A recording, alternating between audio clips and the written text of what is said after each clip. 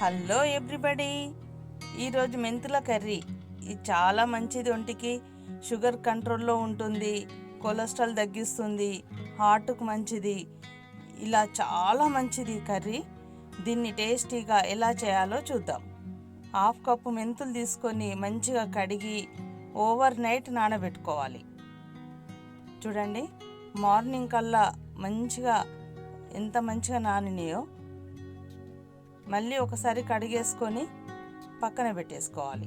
ఇప్పుడు చింతపండు తీసుకొని కొంచెం నానబెట్టుకొని పెట్టుకోవాలి. నానిన తర్వాత రసం తీసి పక్కన పెట్టేసుకోవాలి. ఇప్పుడు ఆనియన్స్ ఇలా చిన్న చిన్న కట్ చేసి పెట్టుకోవాలి. ఇప్పుడు స్టవ్ పైన గిన్నె పెట్టేసుకొని ఆయిల్ పోసుకుంటున్నాము. ఇది ఆవ నూనెతో చేసిన చాలా బాగుంటుంది కర్రీ. నేనైతే పల్లి నూనె పోస్తున్నా. ఆయిల్ వేడైంది. కొన్ని ఆవాలు, జీలకర్ర వేసేసుకోవాలి.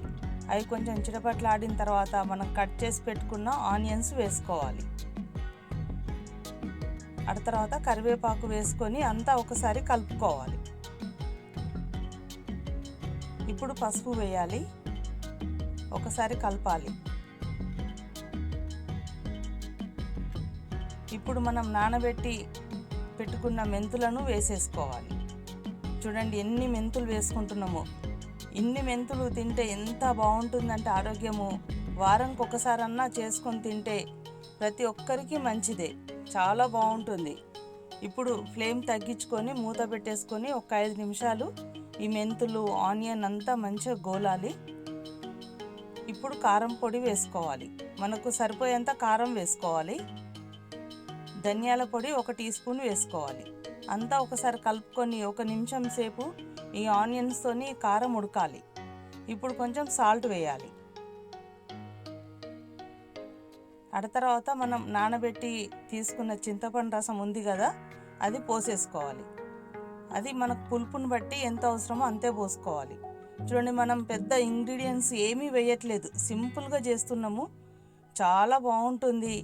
ఇప్పుడు కొంచెం బెల్లం ముక్క వేసుకోవాలి. బెల్లంతో టేస్ట్ బాగుంటుంది. అసలు బెల్లం వేసినట్టు కూడా అనిపించదు, కానీ ఫ్లేవర్ చాలా బాగుంటుంది.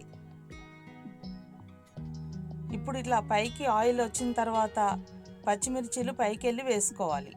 బాగుంటుంది పచ్చిమిర్చీలు వేస్తే. ఇలా ఆయిల్ పైకి వచ్చిందంటే కర్రీ మంచిగా ఉడికిందని అర్థం. మళ్ళీ ఒకసారి కొంచెం టేస్ట్ చూసి అవసరం అనుకుంటే సాల్ట్ వేసుకోవచ్చు.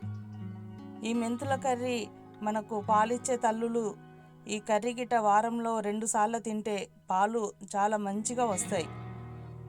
ఇది ప్రతి ఒక్కరికి చాలా మంచిది. ఒక 10 రోజులకు ఒక్కసారన్నా చేసుకొని తినాలి. కొంచెం పైనుండి జీలకర్ర పొడి, కరివేపాకు వేసేసి మూత పెట్టేసి ఒక 2 నిమిషాలు ఉంచాలి. ఆ తర్వాత కొత్తిమీర చల్లుకొని సర్వ్ చేసుకోవడమే. మనకి ఇది చపాతీకైనా రైస్కైనా దేనికైనా బాగుంటుంది. మళ్ళీ చేదు అనేది అసలు ఉండనే ఉండదు. ఇది మెంతుల కూర అంటే ఎవరు నమ్మరు, అంత బాగుంటుంది.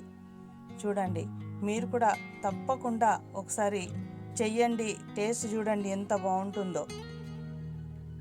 మీరు కూడా తప్పకుండా చెయ్యండి, తినండి, ఎంజాయ్ చేయండి. ఈ వీడియో నచ్చితే లైక్ చేయండి, షేర్ చేయండి, సబ్స్క్రైబ్ చేయడం మాత్రం మర్చిపోకండి.